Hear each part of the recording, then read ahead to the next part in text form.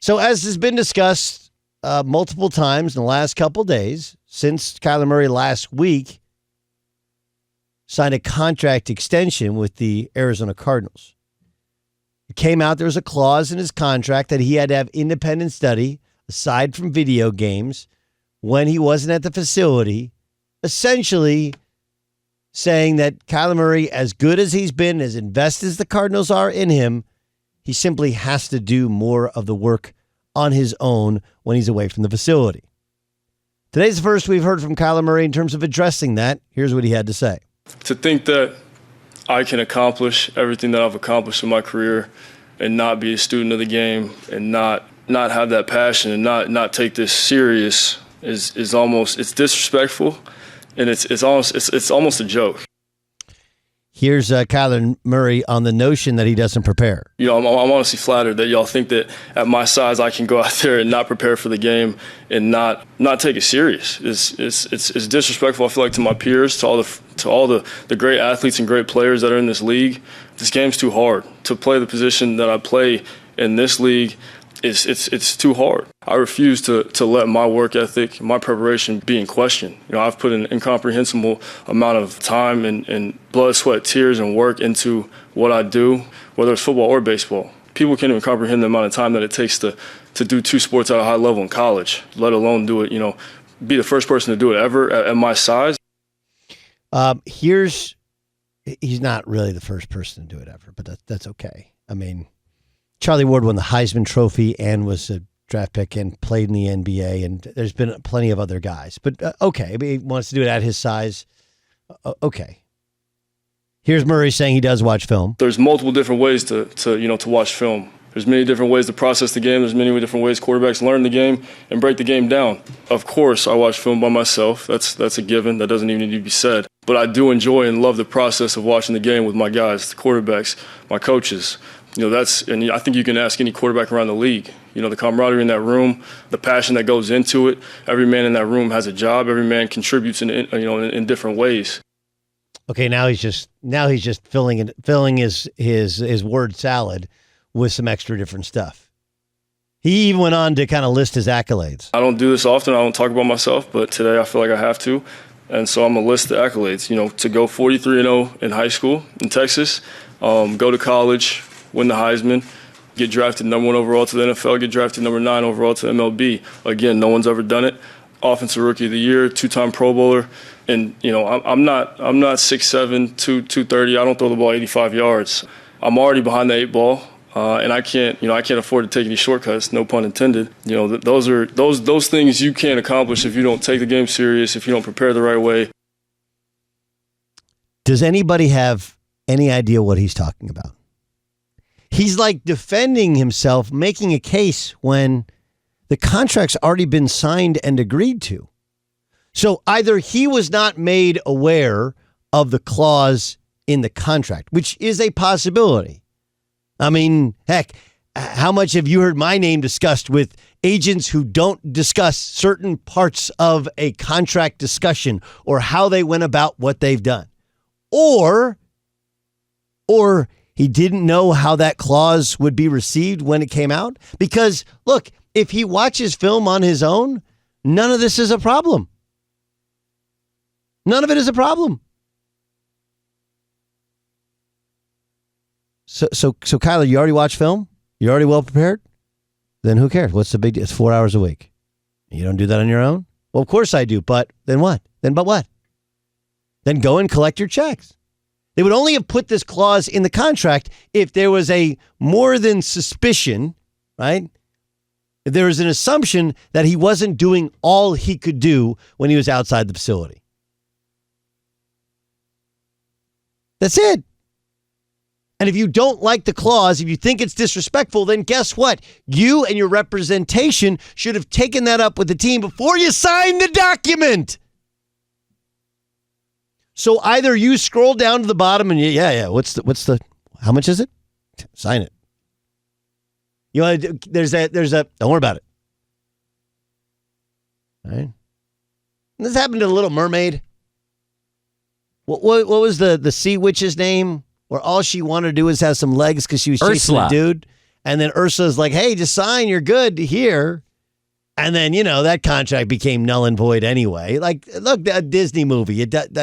You sign a line that's dotted, and whatever's in that contract is in that contract. This is the problem. This is the problem with all of this stuff. All of it. No one's word means anything anymore, and the contracts don't even mean anything anymore. If you want to get down to it, Kyler Murray signed a contract with the Oakland A's.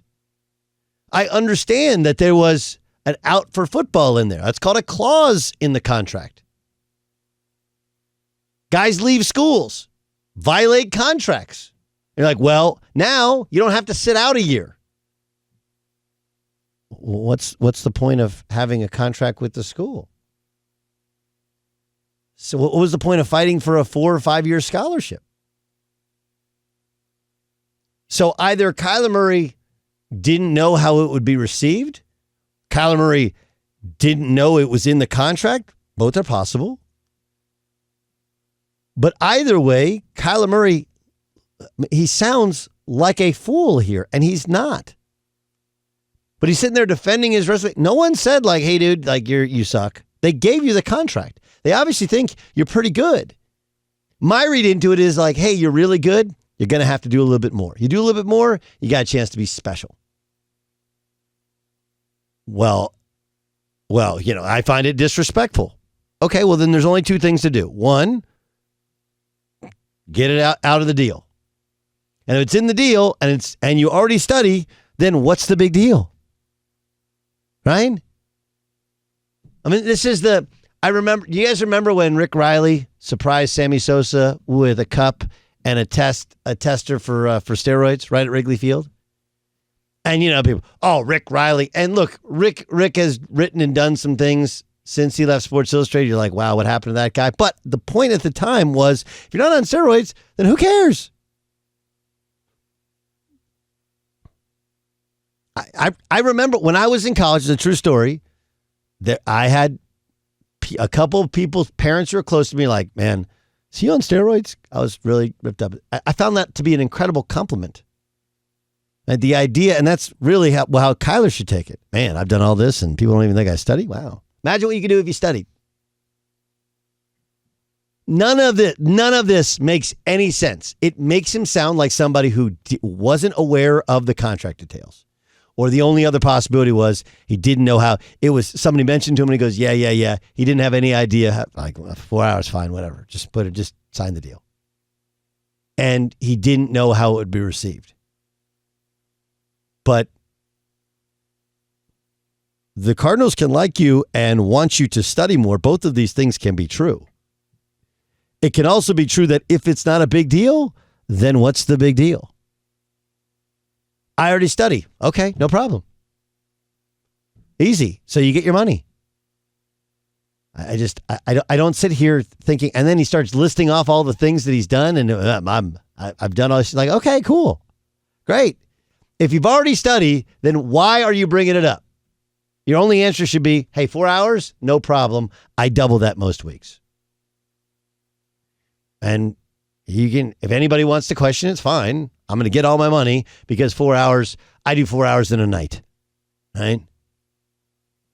But it also shows that there's a very strong likelihood that exists in the contract because there's a feeling that he's not doing all that he could.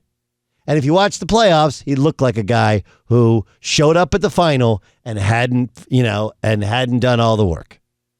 Didn't know it was good. Like, what is going on? But I don't think anyone's going to sit there and go, oh, Kyler's right. Everybody else is wrong today. It's in the contract. Your signature is on the contract. The only way that this is actually a discussion worth having is if the contract is not signed and this is the sticking point. Then I would go like, okay, he's really upset. But arguing about the detail, football players do this all the time, right? Well, I don't like this independent arbitrator for the Deshaun Watson thing. It's like, okay, well, why didn't you negotiate it when you negotiated a 10-year extension to the CBA? Anybody? NBA players. I don't like this detail that, like, okay, well, if you didn't like it, then You had a chance. When the collective bargaining agreement is up, that's your chance. Well, it wasn't in the list of important things. Okay. Wasn't important enough. Now it is. Details matter. If it's important, when it's negotiated, you make a stink about it. And if you don't, no one can help you. You can't, that's not the way that contracts work. Well, I want you to go back through that prenup and then put some more money. Like, no, that ain't how it works. Nope. But these guys have lived in a different reality. Like, look, Kyler Murray lives in the reality that he thinks he's done somehow wrong. Dude, they had you under contract for 2 up to 4 more years. You have no leverage at all. And yet they created some sort of like, well, maybe Kyler Murray won't show up. Well, why would he not show up? He's under contract for 2 more years. So he lives in an alternate universe where all of these things that all the rest of us deal with don't matter. Right? You got beat out at A&M, you get to leave and go somewhere else. Fine, we create these easy avenues so you don't have to deal with as much adversity. Yeah, he was good at baseball, and he got drafted. And then he was great at football, and he got drafted number 1 overall. So he's been on an absolute rocket ship of success. And despite the fact that he was awful in the playoffs, like anything you want to say about Lamar Jackson and his struggles in the playoffs, multiply it by 3 because it was his 3rd year in the NFL and he was horrific against the team that they had beaten. Which means, by the way, that in addition to not having DeAndre Hopkins, the Rams made adjustments and he was unable to adjust to the adjustments. That's Sports 101. He looked awful in the playoffs. He finished poorly both the past 2 seasons. And yet he was rewarded with a contract when he was still under contract for at least 2 and up to 5 more years with no negotiating power. And he has the balls, the chutzpah, to say it's disrespectful to put a clause in the contract that you agreed to. Who agreed to this contract? You did. Who signed this thing? It says Kyler Murray. I don't know. I mean, I'm not really helping his cause here. Just kind of sounding out of touch with both reality and the contract he just signed. The irony in this tweet is pretty amazing.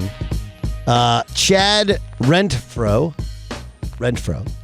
says, Doug, your take on Kyler Murray today as part of that makes no sense is that he was simply explaining that his work ethic should not be questioned. Chances are he didn't know it was in the contract.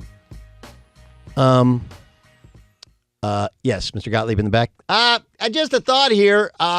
If he didn't know it was in the contract that he was going to sign, so he didn't thoroughly read the contract, doesn't that call into question his attention to detail?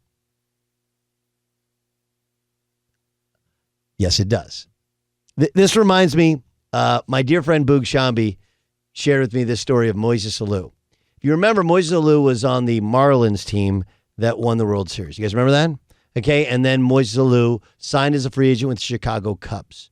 And he's on that Cubs team, the Bartman Cubs team, right? That was actually should have won a World Series, right? Moises Alou was, remember, he was the one who threw kind of the hissy fit out in the outfield, right?